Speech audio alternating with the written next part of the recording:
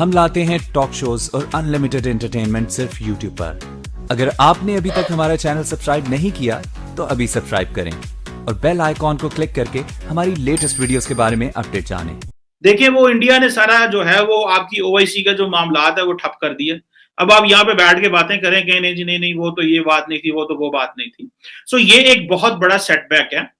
जो central Asian countries हैं वो दिल्ली चले गए और इस्लामाबाद को इग्नोर कर दिया उन्होंने। अफगान तालिबान और उनके इंटेलिजेंस के कमांडर की तरफ से पाकिस्तान की अफवाज को, पाकिस्तानी फौज के अफसरों और जवानों को ललकारा गया है, उन्हें धमकाया गया है और पाकिस्तान की फौज के अपने खून से लगाई गई जो बाढ़ है पाक अफगान बॉर्डर के ऊपर और ड्यूरेंट लाइन के ऊपर, उस बाढ़ को उखाड़ा गया है।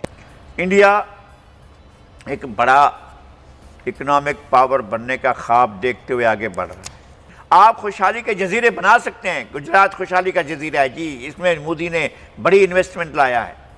यानी इसराइल के साथ और इंडिया के साथ सब कुछ चल रहा है और उनके साथ दोस्ती भी चल रही है और अरबों डॉलर की इन्वेस्टमेंट भी हो रही है। तो क्या इन अफगानियों के बारे में वो नहीं सोच सकते हैं कि हम इस मीटिंग में तो बैठे हैं लेकिन हम ऐसा करें कि थोड़ा सा आटा और थोड़ा सा चीनी और थोड़ा सा घी जो हमारे यहाँ चोरी हो जाता है, चले वहां से उठाकर उनको दे दें। कि पाकिस्तान ओआईसी के फॉरेन मिनिस्टर्स का इजलास कश्मीर के लिए तो नहीं बुला सका, लेकिन अफगानिस्तान के लिए सारे मुसलमान ममालिक इकट्ठे हो गए। आज एक इंडिया में भी इजलास हुआ है अफगानिस्तान के ऊपर, और जो सेंट्रल एशिया के 5 मुल्क हैं, जो C5 ममालिक हैं, उनके वज़ीर ख़ारिजा इंडिया में थे। वो हालांकि ओआईसी के रुकन है, वो इंडिया में थे। अच्छा, वज़ीर-ए-आज़म इमरान खान ने लेकिन लगाई साहब कहा कि कश्मीर और फ़लस्तीन के हवाले से उन्होंने कहा हमें हर फोरम पर आवाज़ उठानी चाहिए। ज़ाहिर है वो हमेशा कश्मीर के बारे में बात करते हैं, कश्मीर का मुकदमा पेश करते हैं, उन्होंने इस बार भी यही किया। इसके लिए उन्होंने किया है, हम उस पर ताली बजा देते हैं, लेकिन उसका फ़ायदा क्या है? एटलीस्ट बात आपने एटलीस्ट बात तो 70 साल हो रही है भाई। फिर अफगानिस्तान हमारे मसाइल पैदा करता रहा। उसने हमेशा कहा कि जी हम पख्तूनिस्तान, वहाँ मैं खुद गया था, काबुल में पख्तूनिस्तान चौक बना हुआ था। अच्छा। हमारे लिए तो हमारे मुल्क को तोड़ने की बातें करते रहे।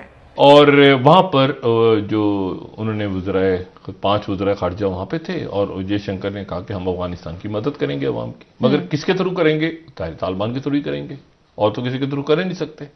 इस पे भी बात होनी चाहिए और इसकी इंट्रोस्पेक्शन होनी चाहिए कि वो क्या अवामल है, वो क्या मामलात हैं कि कश्मीर अच्छा, को नहीं कमर चीमा साहब, ये जो कॉन्फ्रेंस हुई है CFM's, ये कॉन्फ्रेंस ऑन फॉरेन मिनिस्टर जो हुई है, मैं इसकी प्री ब्रीफिंग में मौजूद था। शाह महमूद कुरैशी साहब उसको लीड कर रहे थे, एंकर्स के साथ मीट था, तो उसमें बाकायदा तौर पर यह क्वेश्चन रेज हुआ कि why not for Palestine and Kashmir.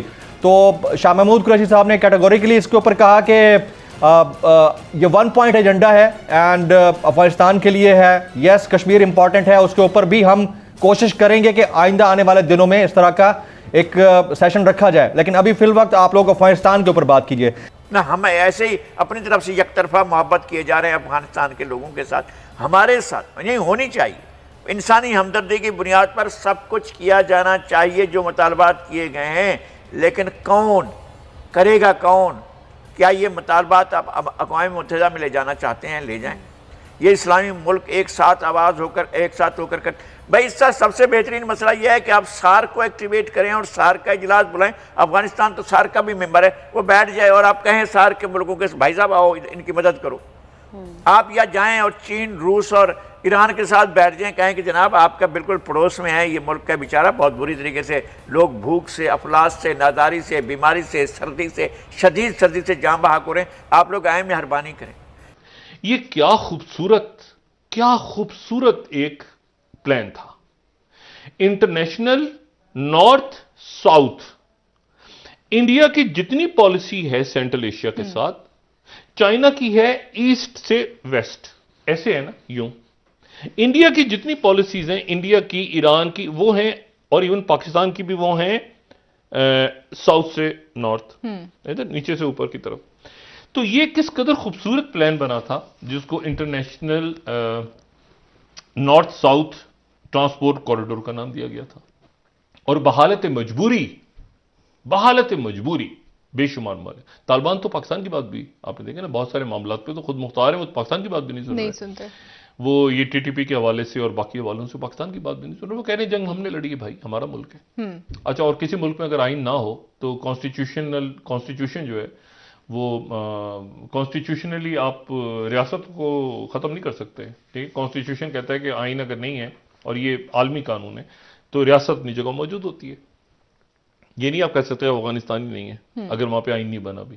ठीक है, अच्छा, तो बात ये सारी कि अब इस पूरी पिक्चर में वो नॉर्थ साउथ रूट ख़त्म हुआ, वो कई मुल्कों के ख्वाब ख़त्म हो गए, उधर से उधर जाना था, उधर से उधर जाना था। अब मिसाल के तौर पे देखिए ना, मतलब ये नहीं कि मैं यहाँ पाकिस्तान में बैठ के तबसरा कर रहा हूँ तो मैं पाकिस्तान नहीं, हमसे भी बेशुमार हमारी सफारती पॉलिसी में गलतियाँ हैं, बेशुमार कोताहियाँ हैं खारजा पॉलिसी में, लेकिन कुछ चीज़ों पे हम खामोश हैं। हमारी कोई स्टेट, मिसाल के तौर पे अगर इसराइल और ईरान का झगड़ा हो जाए, जो कि इसराइल बहुत ज़्यादा इस वक्त, और इसराइल और कई अरब ममालिक को बड़ा है कि भाई यहाँ पर अगर कुछ हो गया, ये इन्होंने न्यूक्लियर टेस्ट किया तो उसके बाद अरब ममालिक करेंगे, टर्की करेगा तो पेंडोरा बॉक्स खुल जाएगा, तो इनको किसी तरह से पीछे फेंक दिया जाए 10 साल और। अब अगर ये मामला इसराइल और ईरान का होता है तो मुझे बताएं अरब ममालिक किसके साथ खड़े होंगे, और इंडिया कहाँ खड़ा होगा? इंडिया ईरान के साथ भी है तो इसराइल के साथ भी है। एक पोजीशन तो लेनी होगी ना, एक पोजीशन तो कई मुल्कों ने लेनी। पाकिस्तान का हो गया, हम मजम्मत करते हैं जाहिरियत की, अगर हमने हमारी इस पे पोजीशन बड़ी, यानी अब न्यूट्रल, कई मुल्कों ने जो एक एक टोकरे में अंडे डाल दिए हैं। मिसाल के तौर पे अमेरिका के साथ पाकिस्तान के ताल्लुकात अच्छे हैं, बहुत अच्छे नहीं है, अच्छे हैं।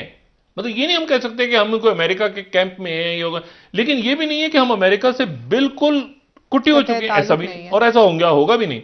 आने वाले दिनों में आप देखेंगे ऐसा होगा भी नहीं। लेकिन हम चाइना के भी करीब हैं, और चाइना का पूरा बेल्ट एंड रोड शुरू होता है यहां से, और सारा, और हमारी वही पोजीशन है जो कई अरब ममालिक की है, जैसे यूएई की है, सऊदी अरेबिया की है, वो बैलेंसिंग एक्ट, वैसे पाकिस्तान की पोजीशन है। अच्छा, इंडिया के साथ क्या प्रॉब्लम है? दूसरा देखिए, ज्योग्राफी मैटर करती है। ओआईसी के 5 रुकन ममालिक भारत में बैठे हुए हैं। देखिए ये कितना छुपके से ये सारा कुछ हुआ कि ये जो सेंट्रल एशियन ममालिक हैं 5, जो कि ओआईसी के रुकन भी हैं, वो दिल्ली चले गए और वो इस्लामाबाद नहीं आए कि जो इंडिया सेंट्रल एशियन कंट्रीज के ऊपर इन्वेस्टमेंट कर रहा है वो किस तरह जो है वो इंपॉर्टेंट है।